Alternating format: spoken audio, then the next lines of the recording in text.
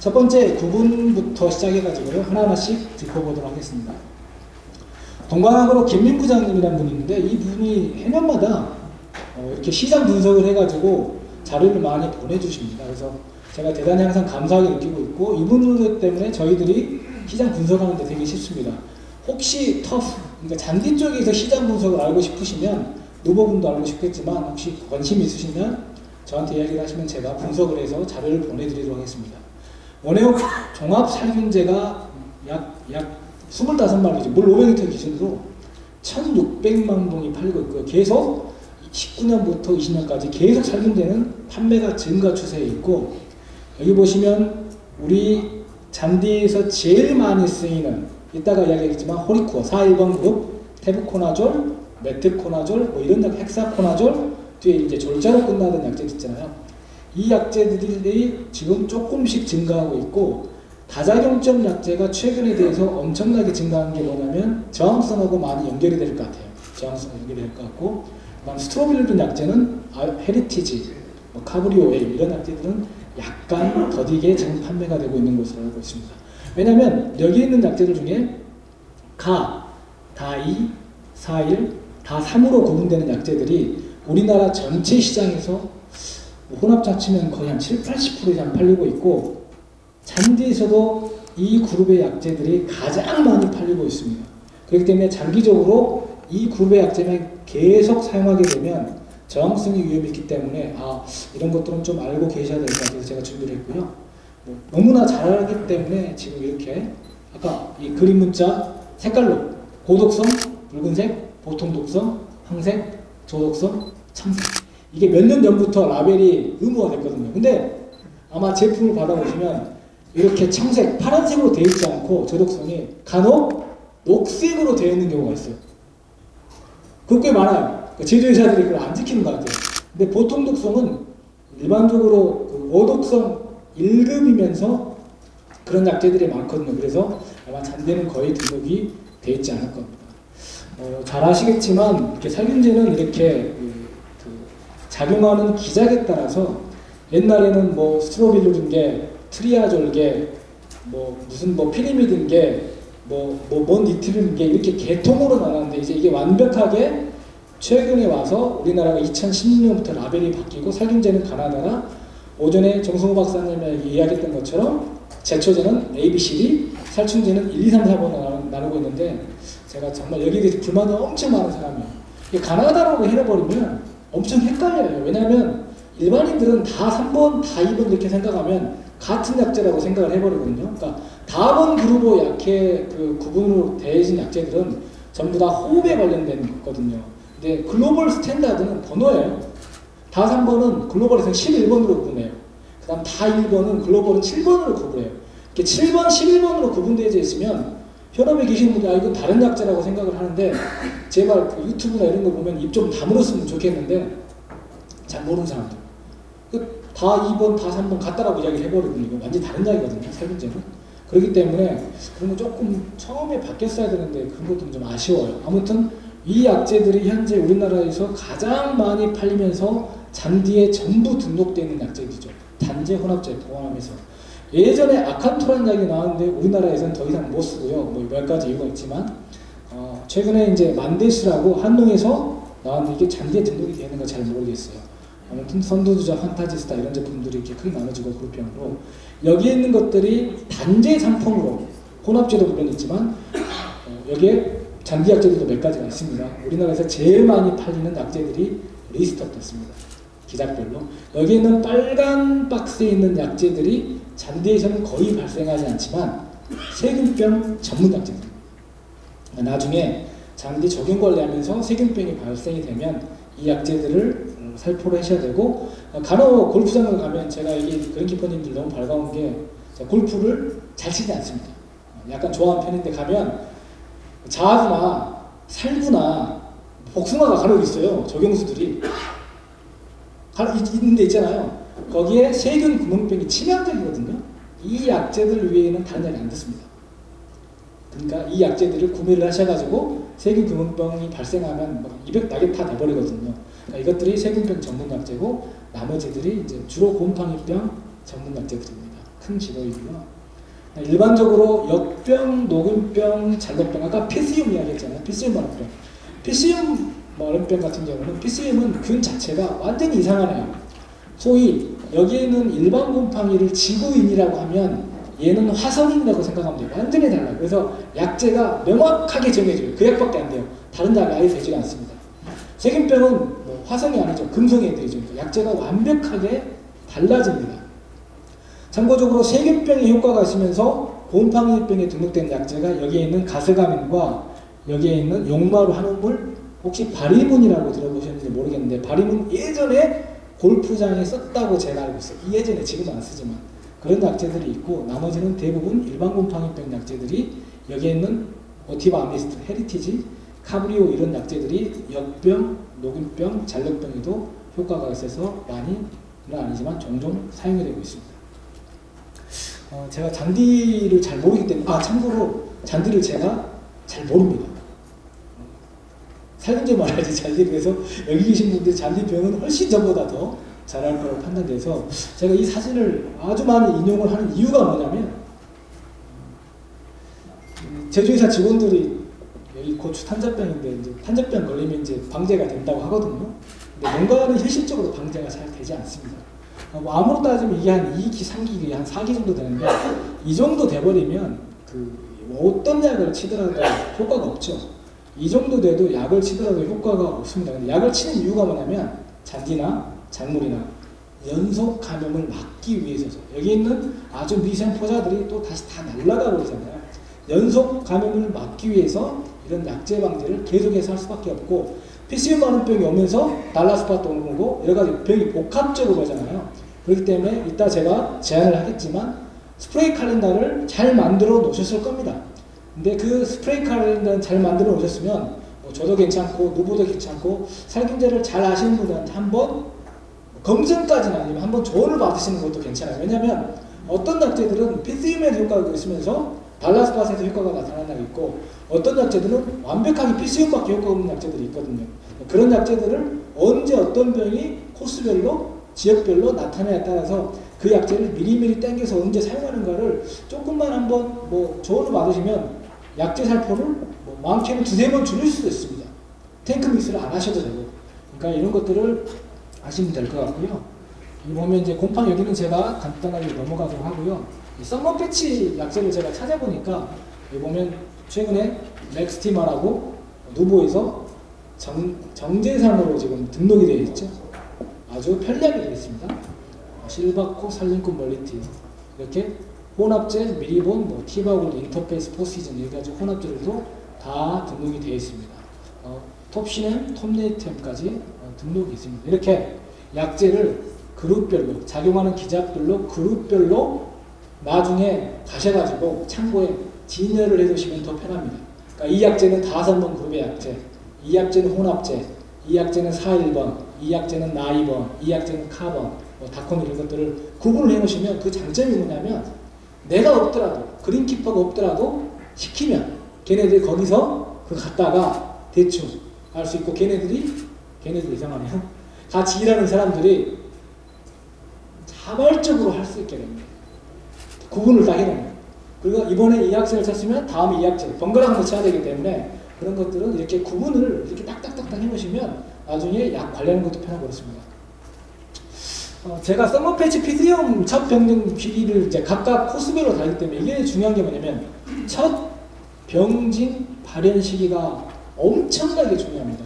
식물 병리학에서도 제일 중요하고 살균제에서도 가장 중요한 게 첫 병진 발현 시기가 언제냐가 굉장히 중요합니다. 왜냐하면 첫 병진이 발현됐다라는 건 PCM 마른병 같은 경우는 워낙 감염하고 나서 병 발생이 눈에 보이는 시기까지 워낙 빠르거든요. 불과 며칠이 끝나버려요. 하지만 달라스팟이나 이런 것들은 늦거든요. 그러니까 눈에 처음 보였다는 거, 달라스팟 같은 경우는 최소한 일주일에서 언제? 10일 전에 감염이 끝나는 거예요. 우리 눈에 안 보여요, 그때는. 그리고 나서 눈에 보이는 거예요. 뭐냐면 코로나 걸렸을 때 증상이 바로 안 나타나고 좀 이상하게 목이 칼칼하게 살짝 나타나다가 2-3일 후에 나타나는 사람도 있고, 어떤 사람은 5-6일 만에 나타나는 사람 있잖아요. 그걸 잠복기라 그러잖아요. 병마다 잠복기가 다 달라요. 온도에 따라서 환경에 따라서 다릅니다. 그러니까 통상적으로 내 그린에서 내 페어웨이에서 내 골프 코스에서 언제 이 병이 나타나는가를 매년 모니터링을 하다 보면 일기 상황에 따라 다르니까 비행에 따라서 얘가 5월 25일 날 나오는지 6월 15일 날 6월 5일 날인지 이걸 딱 3년에서 5년 데이터가 간파하면 비행에 따라서 보이지 않더라도 그 시기에 우리는 피스륨 브라이트가 문제다. 피스륨 브라이트의 가장 좋은 약제를 일주일에서 최소 2주 당겨가지고 그때 살포를 해야 됩니다. 그걸 항상 모니터링 하셔야 돼요. 한 3년에서 최소한 5년 데이터가 필요합니다. 왜냐하면 일기 상황이 다르기 때문에 나는 통상적으로 이때 꼭 나오더라. 5월 25일, 어떤 경우 6월 5일. 그러면 어때요? 여기서부터 2주 확 당기셔야 돼요. 언제? 5월 10일에서 15일 사이에 피스륨 브라이트 가장 좋은 약을 살포하시는 게 제일 좋은 방법 중에 하나입니다. 그 약이 제가 뭔지는 잘 모르겠어요. 그 약이 뭔지는 잘 모르겠어요. 아무튼 뭐냐면 우리가 현업에서 살균제를 살포하는 방법은 딱 이거 하나밖에 없습니다. 의사가 하는 방법밖에 없어요. 의사가 어떻게 하냐? 암이 1기냐, 2기냐, 3기냐에 따라서 처방하는 방법이 다르고 수술하는 방법이 다르잖아요. 암이 3기면 어때요? 수술 안 하잖아요. 못해요. 암이 1기면 어때요? 수술하고 생존 확률이 위암이면 거의 15년, 20년 이상이잖아요. 2기면은 수술하고 생존 확률이 10년 미만이고 3기면은 뭐 2, 3년밖에 안 되니까 4기면 아예 안 하잖아요. 뻔하죠? 이쪽에서 이쪽으로 갈수록 썸머 패치가 많이 발생할수록 달라스 팟이 많이 발생할수록 피스미 많이 발생할수록 어때요? 살균제 살포는 달라져야 됩니다. 왜냐? 안 들기 때문에 효과가 떨어지기 때문에 밀도 수준을 확 낮추기 위해서 병이 발생을 하면 잘 웬만해서 효과가 다 떨어지거든요. 엄청나게 투입이 많이 들어가는 거죠. 그러니까 약간 많이 들어가고 여러 가지로 복잡해집니다. 그래서 현재 이런 약제들이 지금 다 갈색, 동전, 라이조프톤의 많은 병이 다 등록이 되어 있고 이 약제들이 혼합제 제품이 아마 제가 알고 있기로는 가장 많이 사용하고 있습니다. 우리나라야 이게 단제 상품 위주로 많이 이야기를 하지만 세계적으로 제가 지금 하고 있는 일이 아시아 태평양 살균제 개발하고 있기 때문에 세계적으로는 이 탱크 믹스를 하거나 그러니까 약제 살포할 때 혼합을 하거나 이미 섞어진 제품을 사용하는 게 일반적으로 살균제에 대한 가이드라인입니다. 우리나라는 이상하게 단제가 좋아가지고 단제 위주로 하지만 그러면 혼합제를 보니까 위리몬 같은 경우는 카브리오의 단제보다 함량을 한 70%, 80%밖에 안 넣어놨고 카디스도 한 절반밖에 안 넣어놨는데 그 효과가 있어요? 이런 질문을 하게 되잖아요. 효과가 있을 수도 있고 없을 수도 있습니다. 그건 해봐야 됩니다. 해보지 않는 이상 알 수가 없습니다. 근데 아까 말씀드렸잖아요. 어떤 해에는 살균제를 10일 간격으로 살포해도 효과가 전혀 없는 경우도 있지만 어떤 경우는 14일 간격으로 하더라도 문제가 없는 경우도 있거든요. 그러니까 균일하게 어떤 방법을 통해서 살균제를 살포해야 되는데 제가 권장하는 기준은 각 코스마다 각 지역마다 다르기 때문에 살포하는 기준이 다르기 때문에 그 살포 기준을 비가 많을 때는 14일 간격을 10일 간격으로 줄여주는 거고 7일 간격으로 비가 없을 때는 14일 간격을 20일이나 20일 간격을 늘려주고 이런 방법론으로 가는 게 가장 좋을 것 같습니다. 아무튼 이런 제품들이 지금 많이 사용되고 있습니다. 그 다음 피스용 약제는 제가 아까 말씀드렸잖아요. 피스용을 방지하는 약제는 딱 이 약제밖에 안 되고 이 중에서도 여기 있는 약제 리도밀, 다찌가렌, 안타프리엔, 미리카트, 명작, 스노커 요 약제만 전문 약제입니다. 참고로 다 3번 약제 중에 이 약제들도 효과가 썩 괜찮습니다. 나쁘지 않습니다. 그러니까 요 약제가 들어가고 요 약제가 들어가고 예를 들어서 PCM 마른병이 내 코스에 해년마다 6월 5일날 오더라. 그러면 이 전에 어때요? 6월, 5월, 15일, 10일에 요 약제를 한번 해주고 그 다음 가장 좋은 약제 이 중에 뭐 스누커를 6월 5일보다 10일 당겨서 5월 25일날 딱 살포하는 거죠. 이런 식으로 가면은 이 두 가지 달라스 팟도 방지할 수 있고 예를 들어서 이런 식으로 방지할 수 있다는 겁니다. 그래서 최근 문제가 되는 병을 제가 알아보니까 이렇게 보면 테이크홀, PCU, 그 다음 뭐 이건 제가 잘 모르겠어요. 컬브라리아 브라이트라고 우리나라에서 문제가 역곡병 이것도 잘 모르겠어요. 그러니까 전염원이 뭔지 패치인지 입인지 특히 패치 같은 경우는 아까 정승호 박사님 이야기했겠지만 물의 양도 되게 중요하거든요. 패치 같은 경우는 감염 부위가 지상, 지하이기 때문에 입에 감염하는 건지, 그 다음 언제 발생이 많은 건지, 이런 것들을 뭐 대부분 다 효과들이 있습니다. 대부분 다 효과들이 있기 때문에 이런 약제들을 그 시기에 잘 살포를 하면 효과적으로 방지할 수 있습니다. 그래서 정답은 뭐냐? 작용기작이 다른 약제를 일단 선발을 다 하셔야 됩니다. 어떤 약이 제일 좋으냐? 다 좋습니다. 다 좋습니다. 제가 보기엔 다 좋습니다. 다 좋은데 그 선발을 하더라도 최근에 이제 나중에 이야기했지만 메틸 테트라프롤이라고 누보에서 내년에 출시한가요? 25년. 네, 내후년에 출시합니다. 이건 이따 말씀드리고요. 다 3번 그룹의 약제들, 그 다음 4, 1번 그룹의 약제들, 맥스티마가 지금 누보에서 판매되고 있고, 그 다음 다이번 약제, 이 약제들이 지금 현재 많이 판매가 되고 있습니다. 이 약제들이. 그 다음 여기 있는 약제들이 바로 이 별표 밑에 있는 약제들이 바로 PCM 전문 약제들입니다. 위에는 그런 PCM의 효과가 없습니다. 이런 것들 중에 여기 미리본이 좋아요, 아미스타탑 인터페이스가 100장이랑 다 좋습니다. 제가 보기엔 다 좋습니다. 살균제는 살포하는 시점이 언젠가가 굉장히 중요합니다. 다 좋습니다. 그리고 살균제는 파란 건 치료이죠. 분홍색은 예방이죠. 무조건 예방이줍니다. 살균제는 무조건 예방이줍니다. 그러니까 발생하고 나서는 효과가 배라인이 들어도 거의 효과가 없습니다. 살균제는 거의 예방해줍니다. 참고로 이런 이야기 하잖아요. 침투행성이 우수해요. 침달성이 우수해요. 그 생각하지 마십시오. 그냥 무조건 예방이죠. 무조건 예방이죠. 살균제는.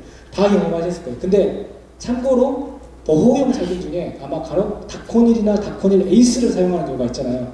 이 약제는 아까 이야기한 패치 쪽에는 약 효과가 떨어져요. 이행성이 전혀 없거든요. 근데 달라스팟이나 라이조텐의 마른빵은 다 패치거든요. 그런 약을 쓰실 때는 침투행성 있는 약을 쓰셔야 돼요. 그런 병일 때는. 근데 입에 발생하는 병은 괜찮아요. 근데 패치 쪽에 발생을 하면 침투행성 있는 약을 쓰셔야 돼요. 엄청나게 많은 문헌들이 다콘이라고 이런 침투행성 있는 약하고 구분을 다 해놨어요. 역시 입에 발생하는 것보다는 뿌리 쪽에, 이 패치 쪽에 발생하는 병들은 그나마 침투행성이 발생하는 약을 쓰는 게 좋은데 그 이유는 제가 이따 설명을 드리도록 하겠습니다. 자, 시간이 좀 한 30분 정도 갔는데 지금 보니까 그래도 한 7분, 8분만 힘드신 분이 없으니까 제가 계속 진행하도록 하겠습니다. 그래서 여기 보면 제 임의대로 한 게 아니라 몇몇 분들한테 난지형 공통을 해가지고 이런 식으로 약제들이 살포가 되면 이제 막 겹치잖아요. 막 썸머 패치 시작하고 막 겹치기 때문에 이게 꼭 기본은 아닙니다.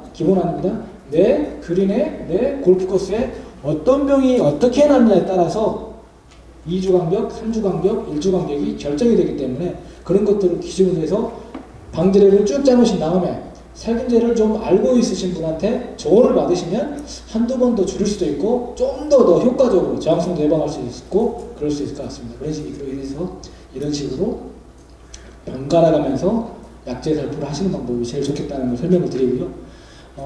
다시 한번 말씀드리지만 작물보호제는 이렇게 저항성 예방을 위해서 효과를 좋게 하기 위해서 작용기작이 다른 약제를 번갈아가면서 살포하는 것들이 가장 중요합니다. 혼합제가 됐건 뭐가 됐건.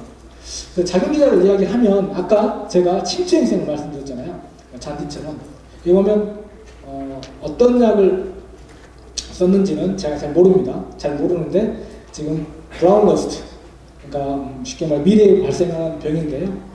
여기가 약제를 처리한 부분, 이 위에는 약제를 처리하지 않았습니다. 그러면 1번 같은 경우는 여기 약제를 처리했는데 위까지 다 가버리죠. 4번 약제는 처리한 부분만 역효과가 있죠. 3번은 좀 올라가다 말아버리고 2번은 올라가는데 1번만큼 완벽하지 않고. 참고로 약제를 처리를 했는데 밑으로 가는 경우는 별로 없습니다. 이해되시죠? 예, 이걸 대부분의 약제들이 물관부 이동을 하거든요. 체관부 이동을 안 해요. 근데 체관부 이동을 하는 약이 있어요. 알리에테나 거의 없어요. 거의. 그건 살균살충제가 거의 흡사합니다. 그러니까 대부분 물관부 이동을 합니다. 근데 이 물관부 이동을 하는 가장 좋은 약제가 최근에 개발된 다 2번으로 구분되는 약제가 다 좋습니다. 그 다음 4, 1번으로 구분된 약제가 다 좋습니다. 그래서 호리코어라든지 맥스티마라든지 살림꾼이라든지 이런 약제를 엄청나게 선호하는 거죠. 이행성이 워낙 좋기 때문에. 두 번째, 혼합제들 있죠. 다 3번과 4, 1번의 혼합제. 뭐 아미스타탑, 나티보 그런 약제들도 되게 좋습니다. 왜냐하면 4, 1번 그룹 다 2번 그룹의 약제 태성이 이행성이 좋게끔 돼 있어요. 화학 구조가 걔네들이. 그 약제들이 지금 제일 많이 쓰고 있는 중에 하나입니다. 그리고 여기 보면 이제 메트코나졸인데요. 살림꾼 같은 경우는 보시면 이게 약을 처리하신 한 부분 보면은 밑으로 절대 안 내려가죠. 밑으로 안 내려갑니다. 그러니까 폐치 쪽에 잘 들어가면 어때요? 입에 발생하는 병까지도 예방이 가능하죠. 쌍자역에서 이 정도로 된다는 것은 단자약, 잔디 같은 경우는 엄청 잘 된다는 뜻입니다. 그러니까 메트코나졸 4,1번 같은 경우 이렇게 되고, 살균제의 작용 기작은 여기 프락이라고 펀지사이드 레지스턴, 죄송합니다. 오타가 났네. 액션 커뮤니티 FRAC. 아까 정성 박사님 한 건 허비사이드 HRAC. 살충제는 인섹티사이드 IRAC. 여기에 이건 정부 기관이 아니고요. 저희처럼 바스프나 신젠타나 코르테바나 바이에리나 FMC나 스미토모나 이런 회사들이 다 모여가지고 이 표를 만든 겁니다. 학자들이 모여가지고. 그래서 유럽은 좀 관리가 잘 되어 있습니다. 유럽 회사들이 많기 때문에. 그래서 여기에 이제 많은 내용들이 있는데, 우리나라 농약 안전정보 시스템 가면 아까 오전에 10시에 정성호 박사님이 등록 좀 보여주면서 실시간으로 검색되거든요. 여기 가면 거기 다 나와 있고 살균제 작용기구라고 해가지고 전부 다 나와 있는데 어렵습니다. 말이 한국말로 써야지 저도 어려워 죽겠어요. 영어도 어려워. 그래서 살균제 작용기작으로 설명을 하려면 곰팡이를 포자 및 균사 수준에서 설명을 해야 돼요. 그러면 이건 뭐냐, 쉽게 말해서 세포를 알아야 돼요. 생물로 다시 돌아가야 돼요. 그 세포 수준에서 다 설명을 이루어져야 되기 때문에 일부 흰가루병 같은 경우 보면 여러 가지로 뭐 나와 있지만 이제 포자들이 있고 균사들이 있고 뭐 몇 가지가 많이 있습니다. 근데 잔디에서 발생하는 곰팡이들은 포자가 없는 곰팡이도 있어요. 균사만 있는 거. 아까 이야기한 동전바른병 같은 경우는 쉽게 말해서 포자가 없어요. 균사로만 이동을 해버려요. 폭이 나눔을 해가지고. 그러니까 균사도 감염원이 되는 거고 이렇게 포자도 감염원이 이제 되는 거죠. 이제 포자 수준에서 세포 수준에서 설명을 해야 되기 때문에 이제 힘든 거고, 요거 하고 제가 한 2시 반까지니까요. 좀 쉬었다 해야 될 것 같아요. 왜냐하면 한 8분이 넘어서 버렸어요. 그 10분 힘드신 분들이 좀 쉬었다 해야 될 것 같아요. 요것만 설명을 하고 한 10분 정도 쉬었다 하도록 하겠습니다. 살균제, 제가 아까 말씀드렸지만 살균제가 왜 중요하냐면 기준점이 감염입니다. 그러니까 감염이 됐다는 건 뭐냐면 우리 눈에 보였다라는 건 병증이 언제 감염이 됐다라는 걸 예측을 할 수가 있습니다. 그러니까 이미 눈에 보였다라는 건 뭐냐? 효과가 없습니다. 그 뒤부터는. 효과가 떨어졌기 때문에 이 감염을 기준점으로 잡는 이유가 뭐냐면 감염 이전의 약제 살포가 이루어져야지 가장 효율적이기 때문입니다. 그러니까 병 발생이 됐어요. 달라스판, 피스임 나왔어요. 약제를 살포를 하죠. 효과가 없는데? 라벨에는 침투 유행성입니다. 우수한 효과입니다. 다 나와 있죠. 본 제품은 뭐 신규 작용기작으로 우수한 효과를 나타납니다. 침투 유행성이 좋습니다. 피스임 마른병에 썸머 패치에 맞는데 약을 뿌렸어요. 안 듣잖아요. 듣나요? 안 들을 거예요. 발생하고 나서는 그게 이제 번지는 것이 조금 천천히 번질 뿐이죠. 왜냐하면 이 감염 자체가 이 감염 이전에 약을 뿌려야 되고, 이 잠복기, 눈에 보이지 않는 시기가 피스마른병은 불과 며칠, 달라스판 뭐 이런 것들은 경우에 따라서는 뭐 7일, 10일, 15일 온도에 따라서 다 다르기 때문에 이 잠복기 시기에 듣는 약제들이 농약 회사에서 말한 라벨에 나온 침투 이행성이 인정되는 시간에 그 터프 조직 내에서 막 균사들이 커나가고 있거든요. 우리 눈에는 안 보이지만. 그래서 병증이 보이거든요. 그러니까 이 잠복기가 긴 병원균들은 상대적으로 방제가 편한 거죠. 잠복기가 짧아버린 것들은 어때요? 피스임 같은 경우는 방제가 어려운 거죠. 그렇기 때문에 이 감염을 기준으로 해야 되는데 이 잠복기가 얼마나 되는지를 문헌들을 다 찾아봐야 됩니다.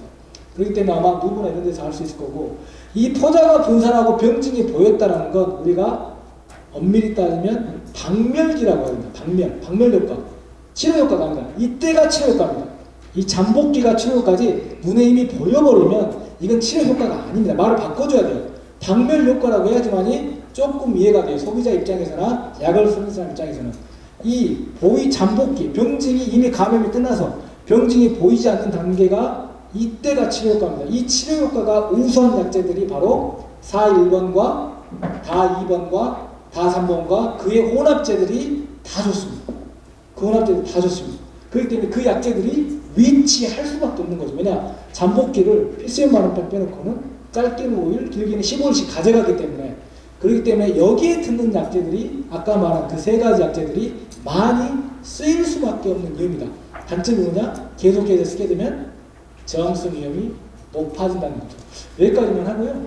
저 시계가 지금 1시 4분 정도 됐으니까 저 시계로 55분까지 쉬었다가 하도록 하겠습니다.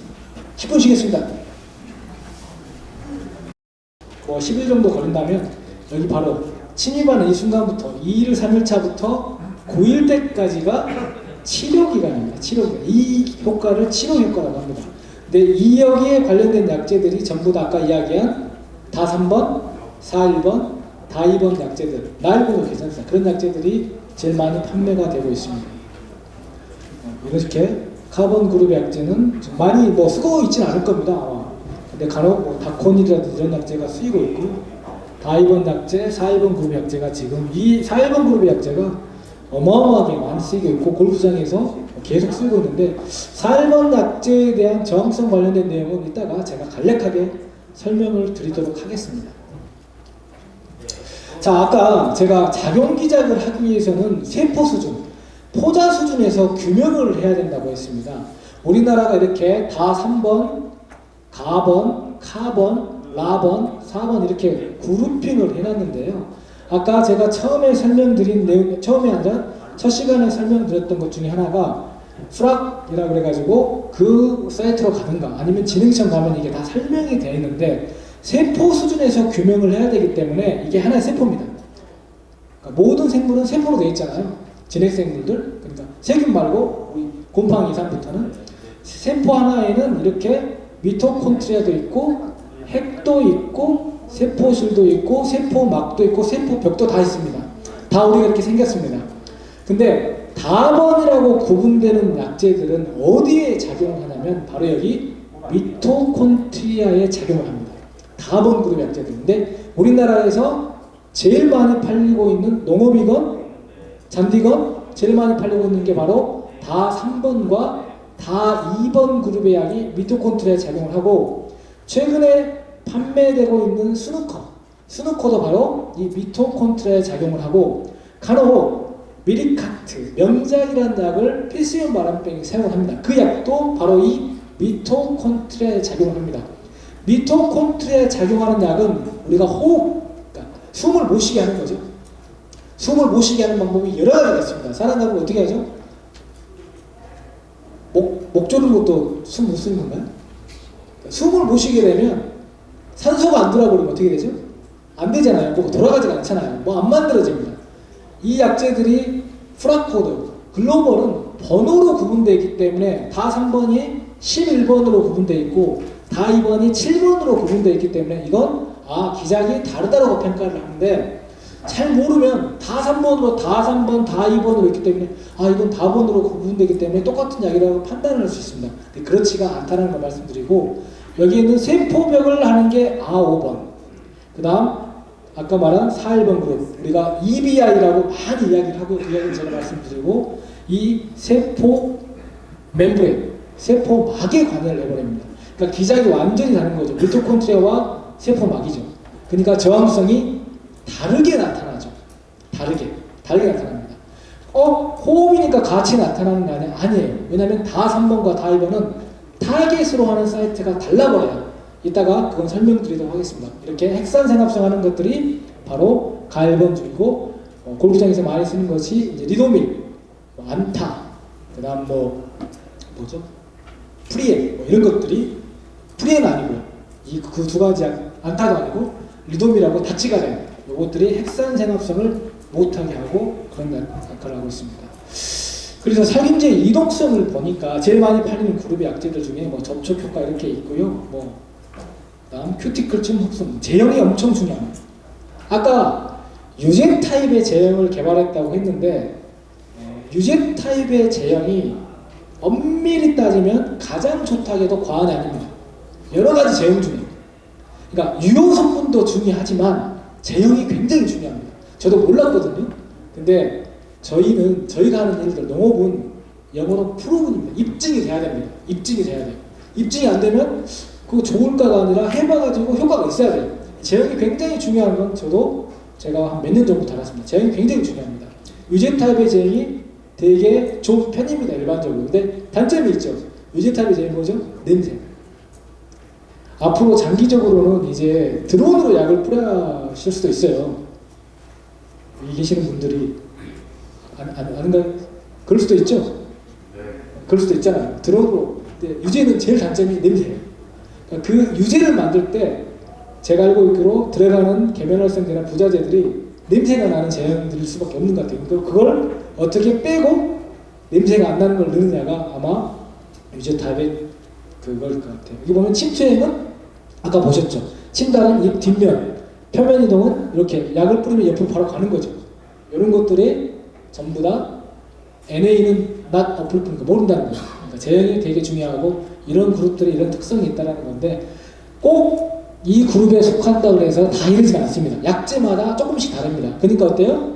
각각 농약 제조회사들이나 영업사원이 와가지고 우리 것은 침투 현상이 더 우수해요. 무엇이 어때요? 신달성 좋아요. 잔여력이 길어요. 브로드 스펙트럼이에요. 다 좋아요. 다. 시험해보면 다 좋습니다. 언제 살포하느냐가 더 중요합니다. 살포 시기가 제일 중요합니다. 살포하는 방법과 약은 다 비슷하다고 보면 됩니다. 다만 저항성을 회피, 아까 좋은 질문 해주셨는데 저항성을 회피하는 방법, 그다음 효과적인 방법이 뭘까는 순서를 어떻게 정하는가는 이제 이런 것들을 기준으로 이제 표시하는 거죠. 그래서 우리나라에서 이제 프라코드는 11번인데 다 3번으로 구분되는 약제들이 오르다스트로빈은 이제 배회만 쓰기 때문에 여기 보면 트리플옥시스트로빈 인터페이스에 들어가는 성분이고 크렉소시메칠, 스트로비 헤비치라고 예전에 많이 썼는데 아마 골프장에 지금은 안 쓸 거예요. 많이 안 쓰고 페라클로스트로빈, 미리본에 들어가 있고 카브리오웨이, 많이 아족시스트로빈, 뭐 헤리티지 이런 걸 제일 많이 쓰죠. 트리플옥시스트로빈, 아족시스트로빈, 페라클로스트로빈 이 삼형제가 제일 많이 쓰이고 있고 2025년에 누보에서 메틸 테트라프롤이라고 살균제가 처음으로 서브그룹 11A를 만들었어요. 살충제는 4A, 4D 서브그룹이 있거든요. 뭐냐? 11번과 11A는 아까 문제 풀었죠. 교차 저항성이 없어요. 교차 저항성이 무슨 말이냐면 이따 설명을 다시 한번 하겠지만 아족시스트로빈을 써서 헤리티지를 써서 저항성이 와버리잖아요. 그러면 페라클로스트로빈 들어간 성분 카브리오일을 써버리면 자동방 저항성이에요. 자동적으로. 얘네들은 작용기작이 같기 때문에 저항성을 똑같이 가져갑니다. 교차 저항성. 이게 크로스 레지스턴스. 살균제를 하시는 분은 반드시 알아야 될 개념이고 필드에 계신 여러분도 교차 저항성만큼은 알고 계시는 게 좋습니다. 그래서 아주 좋은 질문을 아까 또 해주셨는데 다 3번이 들어가 있는 약제들을 1년에 20번 이상 살포하면 최소한 몇 번? 5번에서 7번 살포해야 돼요. 그럼 저항성 위험이 높아지거든요. 근데 혼합제들이 다 5번에 섞여져 있거든요. 이걸 어떻게 해결해야 되느냐? 어렵습니다. 어렵습니다. 대단히 어려운 문제입니다. 굉장히 어려운 문제입니다. 요거 이 제품 2025년에 나오면 아마 교차 저항성을 회피할 수 있기 때문에 이런 제품들이 이제 구매 리스트가 되는 거죠. 구매 리스트. 구매 리스트가 딱 있을 거 아니에요. 가격 대비 성능. 그 다음 효과가 그 중에서도 좋은 것. 그런 것들. 그래서 다 한 번은 미토콘트라에 작용을 하는데 뭐냐면 전자 전달을 못하겠어요. 미토콘트라에서 에너지를 만들려면 우리가 제가 말하고 이렇게 하는 게 다 에너지를 만드는 과정인데요. 전자 전달을 못하게 됩니다. 전자가 딱 커팅 시켜야 되기 때문에 그러니까 전기가 안 흘러요. 그래서 죽는 거예요. 숨을 못 쉬어서. 보면 이렇게 많은 약제들이 지금 개발이 되어 있고 저항성 발현균이 매우 높습니다. 매우. 특히 농업에서는. 근데 잔디는 몇 건이 있는 것 같아요. 최근에. 잔디는 이렇게 많이 저항성이 연구가 안 되어 있습니다. 왜냐면 터프는 미국이 주잖아요. 맞나요? 미국이 주죠. 미국이 저항성 연구를 많이 안 해요. 미국이 이상하게 저항성 연구를 안 해요. 저항성 연구는 유럽 회사들이 많이 합니다. 저희 같은 바스프나 바이엘이나 신젠타가 저항성 연구를 엄청 많이 합니다. 근데 미국은 터프에 대해서 이 저항성 연구를 많이 안 하니까 하긴 하지만 예전에 정근하 교수님이 한번 오셔서 강의를 하셨을 거예요. 정근하 교수님이 아마 저항성 연구를 많이 하시는데 저도 개인적으로 친분이 있습니다만 돈을 많이 안 준대요 회사에서. 그래서 저항성 연구가 어려운 것 같습니다. 그래서 11A 서브그룹이 나눠지기 때문에 이 메틸 테트라포가 성분명이고요. 상표는 뭐라고 정해질지 모르겠지만 이런 제품들은 이제 구매 리스트가 나중에 될 겁니다. 이렇게 다산번, 다산번, 다산번, 다산번. 아, 같은 그룹의 약제구나. 에이플 트리프록시스로빈, 프린트 트리프록시스로빈, 액상, 입상. 아, 똑같은 약인데 제형만 다르구나. 타이레놀이 하얀색도 있고 요즘 타이레놀이 가루약 털어놓는 것도 나오더라고요. 발포제도 나오고 프로키온, 피라클로스드, 액상, 카브웨이, 입상. 아, 제형만 다르구나. 다이버는 프라코드가 7번인데요. 얘는 전자전달 과정에서 미토콘드 에너지를 만드는 과정에서 쑥신산, 전자전달이 아니에요. 에너지를 만드는 과정에서 쑥신산을 못 만듭니까? 타겟이라는 사이트가 다르기 때문에 저항성이 전혀 다르게 나타납니다. 그러니까 교차 저항성하고는 아무 상관이 없어요. 아무 상관이 없습니다. 이 약제는. 우리나라에서는 현재 이렇게 많은 제품들이 들어가 있고 몇 가지 제품들이 현재 미래빛이 지금 신젠타에서 판매되고 있고 좀 비싸지만 다 괜찮습니다. 이런 약제들이 지금 판매가 되고 있습니다. 이렇게 카디스, 골드타임, 비기넨, 미래빛, 다이. 이런 약제들도 엄청 많이 개발이 되어 있습니다. 이름은 들었지만 프록사프록사드, 펜처피라드, 피라지플루미드, 피디플루메드펜 이름은 다르지만 똑같은 그룹이기 때문에 교차 저항성이 인정이 됩니다. 제일 많이 쓰이는 4,1번 그룹 약은 이제 호흡이 아니죠. 얘는 여기 보면 세포막에 이렇게 파랗게 된 것이 에르고스테롤인데요. 사람도 스테롤이 있고 곰팡이도 스테롤도 있고 모든 생물들은 다 스테롤이 있습니다. 사람은 무슨 스테롤이죠? 콜레스테롤.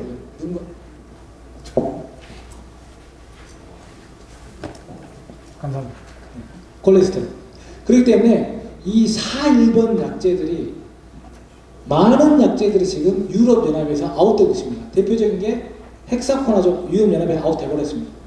뭐 우리나라는 상관이 없죠. 그 다음 여기 계신 분 중에 플로킨코나졸이라고 바이러스 예전에 많이 사업을 했는데 그거 유럽에서 아웃돼버렸습니다. 왜냐? 스테롤 생합성 억제이기 때문에 사람에 대한 독성이 피할 수가 없는 거죠. 그래서 4,1번 약제들이 이 1996년인가 94년 이후로 거의 15년, 18년 동안 한 개가 안 나왔습니다.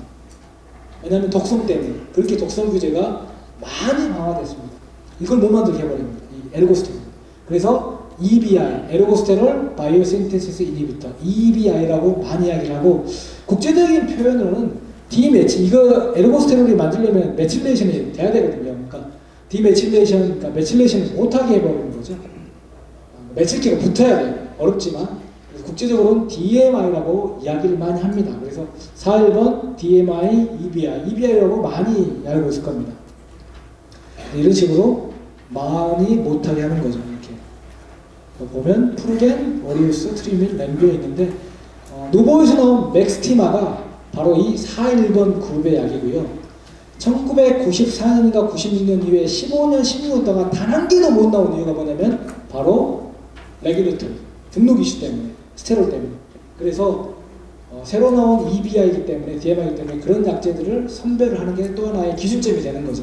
왜냐하면 다른 것들은 약간의 장기적으로 보면 이제 문제가 되는 약들이 있습니다. 하지만 디페노코나졸은 살아남았습니다. 터부코나졸도 현재 살아남았습니다. 유럽연합에서 현재 살아남았어요. 근데 언제 터부코나졸이 아웃될지는 모르겠어요. 아시아는 아직은 상관이 없습니다. 유럽연합이 가장 강합니다. 그래서 이런 식으로 많은 약제가 있고 현재 맥스티마를 누보에서 판매하고 있고 이렇게 많은 약제들이 판매가 되고 있습니다. 어마어마하게. 이 보면 뭐라고 나왔냐면 여기 보면 크로스 레지스턴스 교차 저항성이 있으니까 어때요? 얘네들은 번갈아 가면서 써라. 근데 이 저항성에 대해서는 제가 이따가 설명드리도록 하겠습니다. 그 다음 카본이 현재 제일 많이 쓰이고 있고 아마 골프장에서 아마 다코니를 쓰고 있을 것 같아요. 근데 이 약제들은 저항성하고 상관이 없습니다. 왜냐? 카본은 멀티 사이트거든요. 그러니까 다작용점이에요. 아까 4, 1번 그룹의 약은 세포막, 다 2번은 숙신산, 다 3번은 전자전달 딱 정해졌잖아요. 얘는 정해져 있지 않아요. 멀티에 여러 군데 작용을 해버리기 때문에 저항성하고는 문제가 거리가 멉니다. 근데 문제는 뭐냐? 얘네들은 어때요? 시스템 침투의 효과가 거의 없기 때문에 어때요? 잠복기 못 잡아요. 잠복기가 길잖아요. 그러니까 다 1번, 4, 1번, 다 3번 쓸 수밖에 없는 이유예요. 이것을 쓰려면 어떻게 해야 돼요? 매주 약제 살포하셔야 돼요. 매주. 비 많잖아요? 약 뿌리고 나서 내일 모레 또 해야 돼요. 바로 비 그친 사람이. 그러니까 이 약제들을 농업에서도 많이 쓸 수가 없죠. 골프장은 더욱더 그러죠. 왜냐? 골프장 같은 경우는 제가 예전에 듣는 정보로는 지금 모르겠지만 올해는 상황이 다릅니다. 비가 무지막지하게 왔으니까 통상적으로 한 달에 2번에서 3번이거든요. 많아요. 골프장. 근데 농업은 어때요? 사과는 11일 간격으로 추천하지만 일주일 10일 간격이 대다수거든요. 그러면 사과는 어때요? 최소 11번에서 최대 20번. 골프장도 요즘 바뀌었다고 제가 들었습니다. 아무튼. 그러니까 이호 약제가 좋긴 해요. 저항성하고도 그러니까. 그래서 미국 같은 데 보면 이 다코닐 혼합제, 캡탄 혼합제들이 엄청난 3혼합제, 3가지 약제를 섞어서 뿌리는 경우가 되게 많죠. 왜냐? 저항성을 회피하기 위해서. 저항성을 회피하기 위해서. 아까 프론사이드가 1번의 답이었잖아요. 프론사이드는 잘 모르는 사람들이, 저도 예전에는 이 다작용점인 줄 알았어요. 멀티인 줄 알았어요. 근데 프론사이드도 호흡저해제입니다. 호흡 못하게. 근데 프론사이드는 저항성 위험이 호흡저해제에 불구하고 매우 낮아요. 가격이 더럽게 비싸요. 그래서 프론사이드도 소화제, 우람이라는 액상도 있지만 가격이 비싸기 때문에 골프장에서 쓰기가 조금 난해하죠. 그런 제품들이. 근데 미국은 최근에 프론사이드, 플라지남이 저항성 문제 때문에 쓰고 있는 것으로 제가 알고 있습니다. 이런 식으로 카본 이런 식으로 다 구분되어 있습니다. 혼합제들 이렇게 벨리스 플러스, 미리본, 다 2, 다 3 이렇게 혼합제 이런 것들이 많이 나오고 있고. 자, 이제 한 15분 정도밖에 안 남았기 때문에 약속한 시간에 끝으로 저항성을 한 10분 정도 제가 설명을 하고 질문을 받기로 하겠습니다. 자, 살균제 저항성 아까 마지막 문제를 우리가 풀었잖아요. 우리가 지금 1번부터 한 7번까지 문제를 풀었는데 각각 다 다뤘던 내용이 지금 나왔습니다. 다 2번 약제가 하는 것들은 외부들만 나왔고, 저항성이 높은 건 단일 기장, 4, 1번만 주구장창, 다 3번만 주구장창, 잦은 살포, 너무 많이 살포하는 거, 같은 기작, 연속 살포, 치료 목적, 병 발생하고 살포하는 거죠. 나중은 다양한 기작 번갈아가면서 방제력에 의한 살포로 제한하는 거죠. 혼합제 예방이죠. 살균제, 병원균, 재배 환경 모두 중요한 거죠. 살균제도 중요하지만 재배 환경적인 게 뭐냐면 어떤 골프장은 안개가 계속 끼어버려요. 안개가 자주 끼어. 요즘 제가 골프 코스 가면은 이 해저드 별로 안 좋아하거든요. 군산CC 군산CC 가면 전부 다 물이잖아요. 저도 공을 찾을 수가 없으니까 공을 많이 잊어먹거든요. 그러니까 안개가 많이 낀다는 건 재배 환경 위험도가 매우 높은 거죠. 코스 관리가 꼭 병대로만 아닐 거예요. 병원균 위험도, 우리나라는 저항성을 아까도 이야기하셨지만 어떻게 공부할 수가 없으니까 그래도 높다고 봐야 되겠죠. 살균제 위험도는 어느 정도 알고 있는데 이거 되게 중요하죠. 이게 제일 중요합니다. 그러니까 어떻게 그린 페어웨이를 잘 관리하느냐가 첫 번째 전략이에요. 그 환경에 맞게끔. 그래야지만이 병이 적습니다. 그러니까 살균제로 해결하려고 하시면 안 돼요. 어떻게 코스 관리를 하느냐가 여기 계시는 그린키퍼 우리 선생님들이 아주 중요한 역할을 하는 거죠. 그래서 저는 그린키퍼 우리 선생님들 월급이 많은 줄 알고 있는데 상대적으로 적어서 제가 골프 관련자들을 좀 이야기를 해야 되나 싶기도 하고, 돈도 많이 벌면서 이런 말 하면 안 되나? 아무튼 이 굉장히 중요합니다. 이 굉장히 중요한 그래프 중에 하나인데요. 1960년부터 2013년까지 몇 년이죠? 53년 동안 우리나라 이런 연구가 없어요. 이런 연구를 했으면 좋겠는데 53년 동안 영국에서 미래 살균제 살포를 조사를 한 거죠. 다이아몬드 파란색은 생산량, 60년에 비해서 2010년 오니까 생산량이 확 늘었죠. 물론 떨어지는 데도 있었지만 1, 2, 3에 따라서. 빨간색 네모 살균제 살포율 보니까 살포율이 거의 80년대 이후로 거의 100%로 올라오죠. 세모, 살균제, 살포 횟수 이전에는 조사가 없었나 봐. 2000년 이제는 보통 미니멈 2.5에서 맥시멈 3.8회. 그러니까 밀 같은 경우 이렇게 2번에서 4번 뿌린다는 거죠. 검정색이 살균제 첫 게시 언제 첫 나왔냐? MBC가 뭐냐면 우리 선생님들이 잘 알고 계시는 톰네이트엠, 지오판, 톱시네. 이게 굉장히 이행성이 좋거든요. 약 좋은 약입니다. 근데 이제 저항성 문제가 있고 DMI가 뭐냐면 아까 말한 4.1번 호리쿠, 테부코나졸, 부르겐, 헥사코나졸, 살린군이 1980년에 나왔죠. 1990년대 후반에 바로 다산번 약제, 헤리티지, 카브리오엘 이런 약제가 나왔고 2000년대 중반에 SDHI라고 해가지고 아까 말한 카디스나, 보스칼린 이런 약제가 나왔죠. 자, 보시면 알겠지만 좋은 약제가 나왔음에도 불구하고 살균제 살포는 계속 늘어나요. 이게 뭔 말을 의미하냐면 저항성이 나올 수밖에 없다라는 걸 입증하는 거예요. 그러니까 지금 코스 관리를 하면서 골프장 지금 30년, 20년, 10년, 5년 뭐 평균 10년 이상씩 될 거라고 보면 조성이 됐다면 최소한 요 세 약제를 계속 써왔을 거란 말이에요. 그러면은 잘 안 들을 위험이 매우 높다라고 생각을 하셔야죠. 조사는 했지만 일단은 그렇게 생각을 하셔야 됩니다.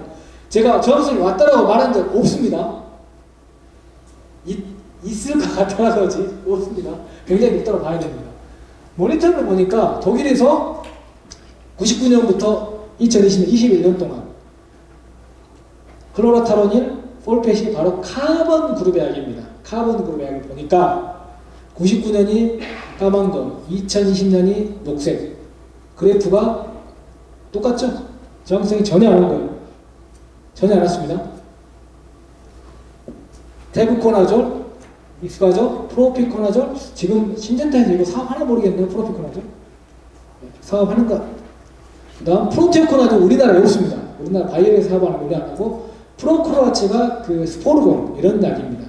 보면 아까 다르죠? 검정색이 99년, 녹색이 2022년. 이쪽으로 쫙 갔잖아요. 뭐냐면 10ppm에서 10ppm에서 방제가가 40%밖에 안 나오는데 처음 나왔을 때는 10ppm에서 100% 방제가. 보시면 여기 보면 99년에는 들었지만 점차 갈수록 안 듣기 시작하죠. 농도가 높아져야 돼요. 이걸 조금 어려운 말로 하면 4.1번 그룹의 약은 일반적으로 양적 저항성이라고 합니다. 뭐냐면 농도가 높으면 어때요? 들어요. 그러니까 뭐냐, 호리쿠어를 100ml만 썼어요. 근데 배량을 늘리니까 어때요? 들어요. 4.1번 그룹의 약제는 그런 특성을 가지고 있다는 게 일반적으로 알려져 있어요. 다산번 그룹은 그게 없거든요. 다일번은 호흡을 제한하는 그거 없어요. 얘네들은 양적 저항성을 갖고 있다는 보고가 굉장히 많아요. 양을 늘리면 어때요? 효과가 있다는 거죠. 근데 단점이 뭐죠? 4.1번 그룹 약제기 안 자라버리잖아요. 억지내 버리잖아요. 많이 넣어버리면. 그러니까 맥스티마는 그게 적죠. 이해되셨죠? 그러니까 리스트가 정해지는 이유예요. 맥스티마를 구매하는 이유. 여러 가지가 있지만 그게 그런 작용이 적죠. 터부코나졸이나 살린코는 그게 좀 크고 맥스티마는 그게 좀 적죠. 그러니까 그것도 터부코나졸, 살린코도 사용을 하시고 맥스티마도 사용을 하시는 거죠. 그러니까 터부코나졸 이건 좋은 방법이 아니라는 거죠. 새롭게 개발된 맥스티마는 그런 작용이 좋고 이런 것들이 조금 늦게 나타나는 거예요. 똑같은 졸로 끝나지만 어때요? 감수성이 각각 다르게 나타나잖아요. 그러니까 4.1번 그룹의 약을 사용하실 때 두 가지로 제한하지 마시고 어차피 15번에서 20번 살포하시면 4.1번 약제를 최소한 몇 번? 5번에서 7번 살포를 하셔야 되거든요. 현재의 무기로. 그럼 4.1번 약제의 무기를 3가지를 가져가세요. 다른 성분을. 나는 그래도 살린코는 아무 문제가 없어. 괜찮습니다. 살린코 가져가시고 나 호리코어 싸고 좋아. 괜찮아. 유죄야. 괜찮습니다. 다른 하나를 가지고 오셔야 그 두 가지만 움직이지 마시고 뭐냐? 맥스티마를 가지고 오시라는 거죠. 이런 식으로. 그러니까 헤리티지만 계속 사용했습니다. 나는 헤리티지 아주 좋아. 그러니까 아족시스트로빈 혼합제를 계속 써가지고 아무 문제가 없어요. 그러지 마시라고. 피라클로스로빈 혼합제를 썼든지 피라콜을 썼든지 계속 문제가 없어요. 왜냐하면 각각 약제에 따라서 약간의 센서티비티가 달라지거든요. 완벽하진 않거든요. 교차정성이 있다고 하지만. 그러니까 똑같은 다산번 그룹의 약을 한 가지 아족시스트로빈만 가져가지 마시고 피라클로스로빈만 가져가지 마시라고. 두 가지를 겸비하든가 트리플록시토빈 가져가든가. 설명권 아주 문제였어. 아주 좋아. 내후년 2030년 모를 일이기 때문에 맥스티마를 끌고 오시는 게 낫더라고. 그런 식으로 세 가지의 성분을 가져오시는 게 한 가지 방안이라는 거죠. 물론 데이터는 없어요. 데이터는 없는데 잔대 데이터는 없지만 많은 유럽 자료를 보면 다 이런 식으로 나타나니까 센서티비티가 다 달라져요. 달라지기 때문에 그런 식으로 약제를 구매를 하시고 그런 식으로 방제를 짜시는 게 제가 보기에는 제일 낫겠다. 제일 낫겠다. 아 근데 성표명밖에 모르고 성분명은 잘 모르는데 성분명 공부를 이제 하셔야죠. 그 다음 꼭 영업사원들한테 성분이 뭐냐 어떻게 적용하냐 물어보셔야죠. 그런 것들을 하시는 게 하나 제안이고 말 그대로 이제 저항성 모니터링 고추 탄저병인데요. 이게 숫자가 높은 게 높을수록 엄청나게 그러니까 최근에는 4만이니까 고추 탄저병 같은 경우는 이미 다산번 그룹의 저항성이 왔다라고 보는 거고 교차 저항성 제가 넘어갈게요. 시간 지금 한 10분밖에 안 남았으니까 이건 교차 저항성은 아까 같은 그룹 내 다산번의 교차 저항성이고 이게 나오네요. 요 검정색은 감수성 전혀 문제가 없죠. 아족시스로빈, 크렉석시 메칠, 아족시스로빈 헤리티지, 트리플록시스로빈이 인터페이스에 들어간 성분, 프린트, 에이플, 크렉석시 메칠이 스트로비 에비치. 요건 감수성이고 저항성이죠. 하얀색은. 그러니까 저항성 근주에 전혀 듣질 않아버렸죠. 저항성이 와버리면. 그 다음 자료를 제가 찾아보니까 정문화 교수님이 딱 발표를 하셨더라고요. 프로피코너즈라고 디오파네트 메칠. 나 일본으로 구분되는 톱네이트엠, 톱시넴, 지오판. 요 약은 많이 안 쓰는 것 같아요. 왜냐면 소화제로 되어 있어가지고 골프코스에서 소화제는 대부분 다 선호가 안 되죠. 네, 안 되죠. 아무튼 이런 것들이 지금 저항성이 왔고 2000 뭐 벌써 8년에 그 다음 여기 아까 말한 서머패치의 아족시스로빈, 트리플록시스로빈의 2002년도에 이렇게 저항성이 왔다라고 지금 보고가 돼 있습니다. 이런 약제들은. 그러니까 미국이 왔는데 우리나라는 뭐 누가 조사한 사람은 없지만 그래서 조금 이게 안 된다 싶으면 저항성을 의심해 볼 필요는 있겠다. 거의 다 왔습니다. DMI 4.1번 약제를 이제 보니까 뭐냐면 여기에는 A번 약제가 새롭게 출시된 4.1번 약제. BC는 계속 써왔던 4.1번 약제. 그러니까 새로운 약제가 감수성이 더 높아지는 거죠. 한 번도 놓치지 않았으니까. 똑같은 4.1번이라도 새롭게 출시가 되면 어때요?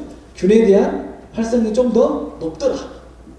터프는 아니지만 이런 걸 알 수가 있으니까 왜 맥스티마를 구매를 해야 될지가 이제 이론적으로 정립되는 거죠. 그 다음 보면은 지역에 따른 A지역, B지역 뭐냐 골프코스 진천에 있는 골프코스와 전라도 순천에 있는 골프코스의 저항성 정도는 다를 확률이 매우 높다. 더군다나 살균제 살포가 더 달랐다면 그러니까 내가 왔다 그래서 놈들도 왔다 이렇게 말 못하라는 거죠. 특히 지역이 멀리 떨어져 있으면 어때요? 큰 달라질 수 있다. 똑같은 기작이더라도 요것은 거의 방지가가 100%인데 요것은 B지역에서는 66%밖에 안 되죠. A지역에서는 똑같은 4.1번인데 요건 제로예요. 아예 안 듣는 거죠. 하지만 요건 다 듣는 거죠. 그러니까 똑같은 기작이더라도 교차점성이 인정이 되더라도 우리 입장에서는 이런 데이터 근거를 했을 때 한 가지 살림꾼, 한 가지 호리코만 가져가지 말고 몇 가지를 가져가되 최근에 소개된 그 약제를 가져가자. 최근에 소개된. 이것이 저의 제안입니다. 끝으로 우리나라는 이렇게 베이스라인, 그러니까 그 살균제가 처음 출시되기 이전에 이미 베이스라인을 다 만들어 놓거든요. 어느 정도 효과가 있는지 어느 정도에서. 여기 보면은 뭐 4.1번 약제가 1, 2, 3번이 있는데 빨갛게 표시된 데는 이 약제들이 거의 지금 0.007이니까 거의 다 어느 지역에서든지 저항성이 와버렸다는 걸 입증해 주는 거죠. 그러니까 한 가지 약제를 너무 오래 쓰는 건 결코 동일한 정도로 쓰는 건 좋은 게 아니겠다는 게 저의 결론입니다. 끝으로 저항성 방지 대책은 이거 보시면 될 것 같고 한 5분 정도 시간이 남았기 때문에 질문을 받고 끝내도록 하겠습니다.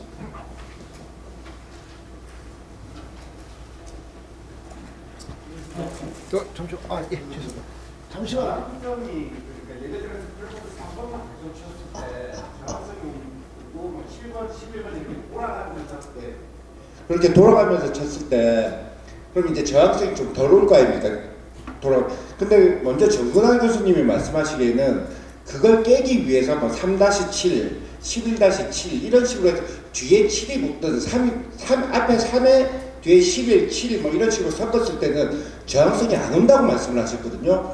그러니까 중요한 건 여기서 5번은 예를 들어서 1, 2, 3, 4, 5회 차를 치는데 앞에 3번은 계속 똑같고 트랙코드가 뒤에 7, 뒤에 11 뭐 이런 식으로 섞었을 때 3에 대한 저항성도 안 온다고 제가 들었는데 그게 그러면은 정문환 교수님이 가장 살균제를 많이 연구하고 그 저항성을 터프에서는 제일 많이 하셨거든요. 그게 그 말을 따르는 게 저는 맞다고 봅니다. 예, 그게 올 그 장기 전시회 때 제가 이제 질문을 해서 그 답을 받았는데 그럼 저희도 이렇게 보면 단제가 아닌 3번만 치는 게 아닌 뭐 3-7, 3-11, 뭐 7-11 이런 식으로 해서 교차로 이 두 가지 이상의 혼합제를 썼을 때는 그러면 이 저항성이 거의 없어지는 건가? 일단 그 추천은 탱크믹스나 레드믹스예요. 일단 살균제는 기본적으로 아까도 나왔지만, 근데 우리나라는 워낙 단제를 좋아하고 아까 질문도 좋은 질문 하셨지만 그러면 한 20번 치는데 그러면 혼합제 다 3번이 다 혼합제인데 그럼 어떻게 하느냐? 다 3번 4번 혼합제인데 그럼 어떻게 하느냐? 그게 저도 솔직히 숙제고 잘 모르는 내용이죠. 안 해봤기 때문에. 네, 그래서 예를 들어 3, 7, 12 이렇게 돌아가면서 치는 게 좋으냐? 안 그러면 뭐 이 혼합제를 돌아가면서 치는 그거보다 그 선생님 더 중요한 게 어느 시기에 내 골프장에 가장 문제시되는 병이가 뭔지 그게 더 중요한 거예요. 네. 그래서 거기 제가 말씀드렸잖아요. 썸머 패치가 문제면은 썸머 패치는 다산번 약제가 가장 좋다고 보는 거거든요, 현재. 근데 썸머 패치는 아까도 보셨지만 아족시스로빈과 트리플옥시스로빈 이미 저항성이 왔다라고 2002년도에 미국에 보고가 됐어요. 그리고 썸머 패치를 일으키는 병원균이 벼에서는 벼저혈병하고 비슷해요. 근데 세계적으로 벼저혈병이 지금 저항성이 많이 왔다고 보고가 됐어요. 우리나라는 아직 안 돼 있어요, 현재. 이제 그렇다면 다산번 약제를 쓸 때는 썸머 패치에 거기에 다른 썸머 패치를 들 수 있는 약을 혼합해서 주는 게 더 낫겠죠. 예를 들어서 그러니까 내 골프 코스에 어떤 병이 가장 이슈가 각각 다르니까 그거 먼저 캐치하는 게 낫고 거기에 가장 좋은 약이 뭔가 달라스 파스는 다 좋거든요. 달라스 파스는 다 좋아요. 그러면 다산번을 피할 수가 있잖아요. 굳이 넣을 필요가 없잖아요. 다산번은 살림코도 잘 듣고 맥스티마도 잘 듣고 다 잘 들어요. 인터페이스 다 잘 들으니까 다산번에 들어가면 빼면 되잖아요. 그러니까 그 병이 먼저 중요한 것 같고요. 그 다음 그래서 제가 그런 방지력이나 이런 걸 만들고 조언을 구하시라는 게 그러면은 다산번 약제를 내가 언제 집중적으로 위치해야 될지 썸머 패치 위치를 해야 될지 아까 이야기한 최근에 문제시되는 그런 병들이 있잖아요. 그런 데이터를 찾아가지고 이제 도움을 드릴 수 있을 것 같아요. 그러니까 무작위로 그냥 언제부터 언제보다는 어떤 병이 문제인가 내 골프 코스에 그게 첫 번째일 것 같습니다. 한 분만 더 받고 제가 어디 안 가거든요. 네. 저기 보면은 뭐 단체보다 합체 위주로 살포하고 예, 합체 위주로 살포하고 단체 살포시 탱크 믹스 하라 그러는데 이게 합체로 만들어진 약제의 비율을 보고 제가 단제를 구매를 해서 합체하고 유사하게 똑같이 비중을 해서 탱크 믹스를 했을 때 합제로 나온 거하고 단제를 탱크 믹스한 거하고 성능 차이가 있을까요? 영업사원 중에 한 분이 헤리티지 액션이라는 제품이 있는데요. 이게 이제 아시벤졸라 매치라고 아족시스트로번이 이제 이렇게 합제가 되어 있는데 그 아시벤졸라를 잘못 치면은 약해가 나기 때문에 합제로 되어 있는 걸 쓰시는 게 좋다 얘기하시는데 특별한 노하우 있거나 아니면 성능 차이가 나거나 볼 수 있나요? 영업사원이 틀린 말은 안 했을 것 같고요. 거기에 동의를 하는데 우리끼리 살균된 살포 시점이 제일 중요합니다. 효과가 되는데 아시벤졸라 S매치는 양량이 많으면 약해가 나는 건 명확합니다. 이미 입증됐고 근데 그 이제 성분 함량 우리가 볼 수가 있잖아요. 예, 그렇게 만들면 돼요. 예, 근데 탱크믹스로 들어갔을 때 가장 중요한 게 제형이 중요하다고 했잖아요. 제형이. 그러니까 탱크믹스로 들어갔을 때는 제 개인적 의예요. 계면활성제를 넣어주시면 효과 차이는 나긴 나겠지만 통계적으로 유효한 수준에서는 안 날 것 같은 느낌. 안 해봤어요. 무조건 해봐야 돼. 첫 번째 해봐야 되지만 일반적으로 살균제를 오랫동안 약을 쳐보고 제가 시험을 해보고 결과를 보면 합제를 개발하기 전에 반드시 탱크 믹스를 해고 개발을 하거든요. 그러면 제일 나중에 나올 때 탱크 믹스와 혼합제를 비교를 또 보거든요. 통계적으로 유의성이 있는 경우가 거의 없어요. 특별한 제형 차이가 아닙니다. 이해되셨죠? 별을 중심으로 해요. 제가 아시아 태평양 살균제 개발한다고 했잖아요. 그럼 어떤 제품이 나오기 전에 혼합제를 만들면 그 혼합제가 안 나와 있잖아요. 포뮬레이션이 확립이 안 되기 전에 단지 혼합을 같이 시험을 하거든요. 나중에 포뮬레이션이 확립이 되면 그거 대조한 시험을 봐요. 그러면 통계적으로 유효한 경우가 별로 없어요. 그 수준에서 다 비슷하게 가요. 그 개인적인 경험이에요. 근데 아족시와 비오넴, 아시베누라는 것이 어쩌냐, 거기에 대한 답은 제가 명확하게는 드릴 수 없고 영업사원의 말을 따르는 게 맞다고 봅니다. 예. 하지만 우리 선생님이 그 함량을 보시고 그렇게 가시는 것도, 하지만 이제 제형이 중요하기 때문에 개발을 만약에 가신다면 그렇게 공부를 많이 하다 보시면 이제 나름대로 선생님의 노하우가 생길 거예요. 이만 맞추고 제가 어제 안 가니까 4시 반까지 있으니까요. 예, 하도록 하겠습니다.